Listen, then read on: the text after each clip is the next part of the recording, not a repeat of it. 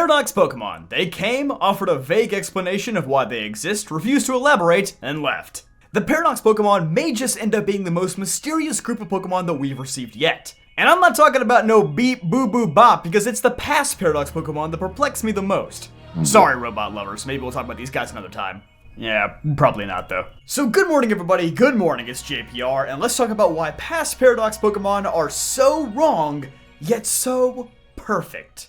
So of course, let's first begin with where Paradox Pokemon in general come from, because Scarlet and Violet actually offered two separate explanations for their origins. Spoilers for the in-game, by the way. The AI Professor Sada Orturo explains during the player's first trip to Area Zero that the Paradox Pokemon come from the distant past or future via the time machine that the original professor made. But in the game's secret ending at the Crystal Pool in Kitakami, the real Professor Sada Orturo from another dimension is summoned by Terapagos. And they say, hold up, ChatGPT can make mistakes! Because their explanation is that Paradox Pokemon actually come from alternate timelines and not merely our own past or future. This discrepancy in events appears to only be present in the translated versions of Scarlet and Violet though. As in the original Japanese, the AI professors also suggest that they come from other dimensions. As they say, by teleporting Pokeballs, you can capture Pokemon from different timelines and bring them to the present day. So, more than likely, the latter multiversal explanation is more accurate than the original theory that they come from our own world's past and future.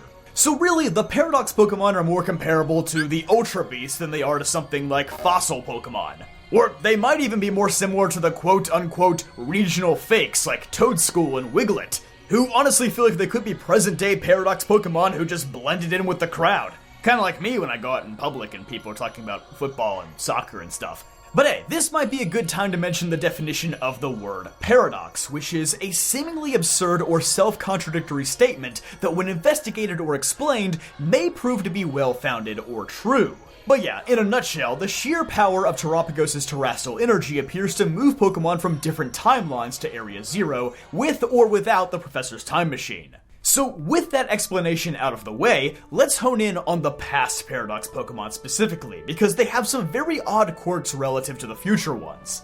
To start, not all past Paradox Pokemon are based on fully evolved Pokemon.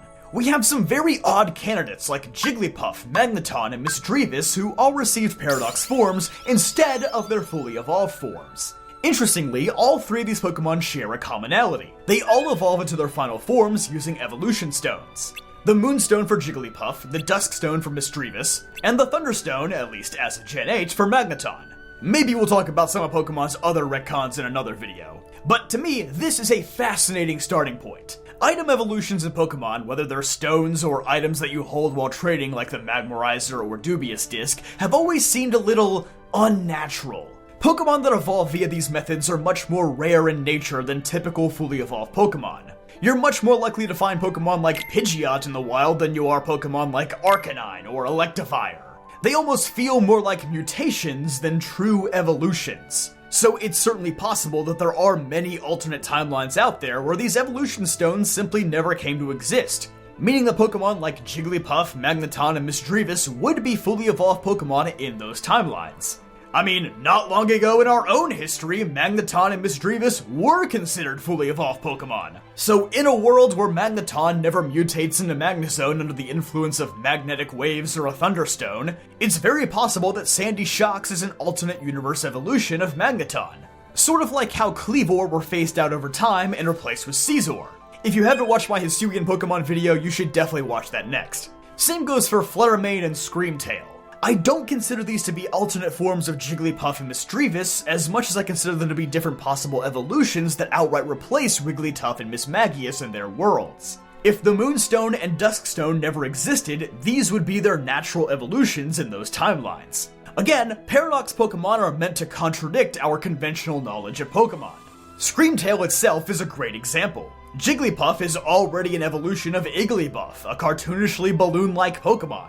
So why would an ancient dinosaur-like being look like this? Same goes for Sandy Shocks, as Magneton is the result of a combination of 3 Magnemites, a Pokemon that seemingly resulted from modern-day science. It's the perfect paradox. Speaking of evolution stones and mutations, this seems like a very natural segue into Mega Evolution.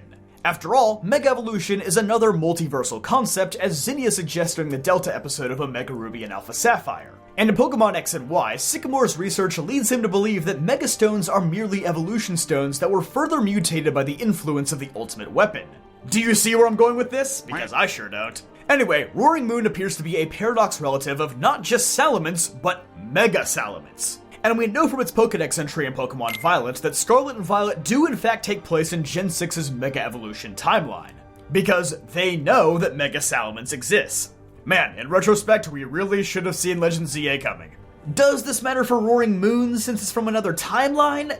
No, not really, but I just thought I'd point it out.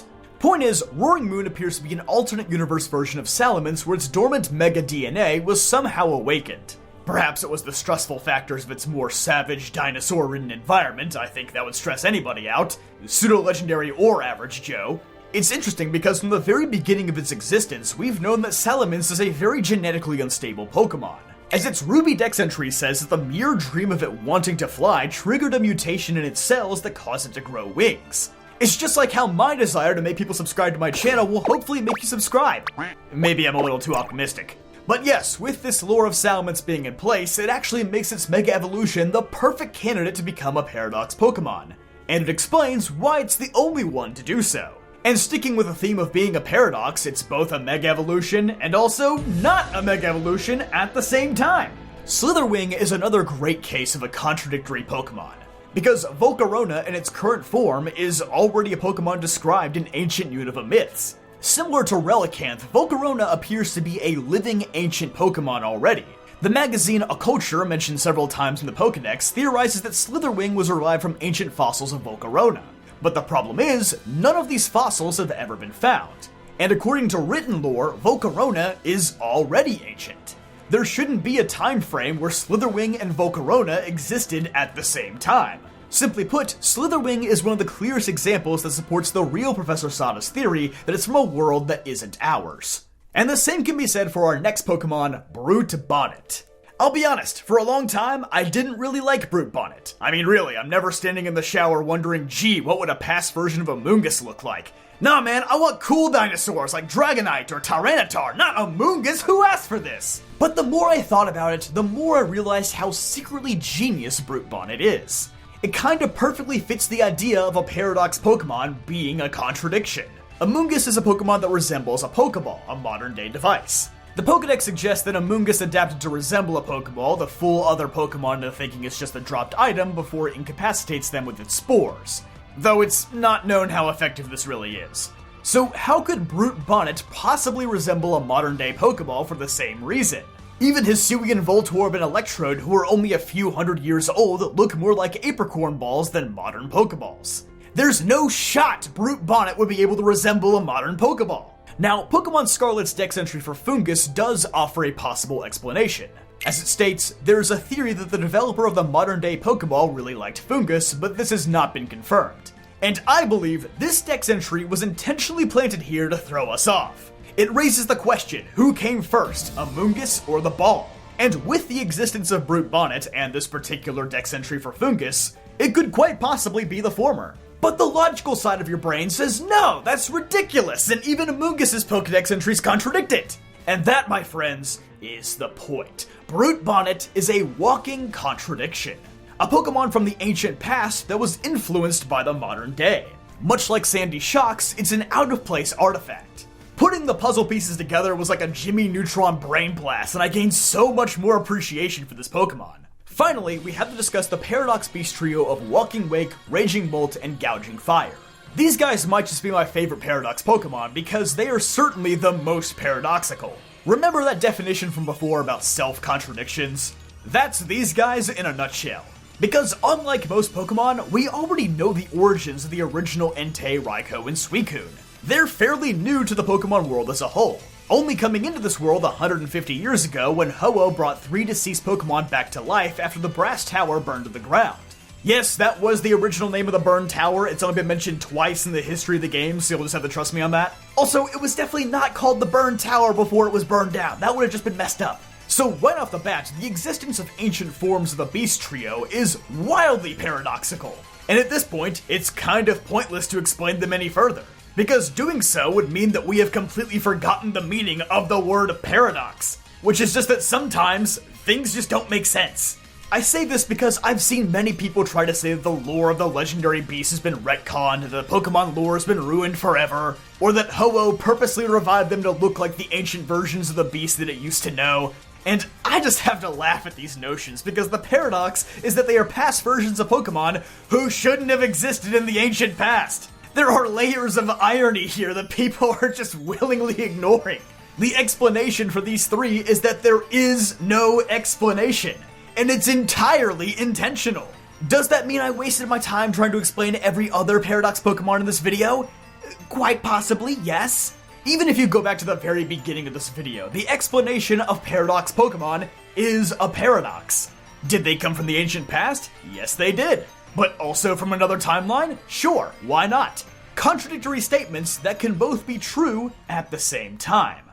So what's the moral of the story? Trust nothing, not even in game lore. Paradox Pokemon are a fun concept that are meant to show off how they perfectly contradict everything we know about the game. Anyway, I appreciate you watching my video. Be sure to leave a like if you enjoyed, subscribe for more videos just like this one, and I'll see you guys next time.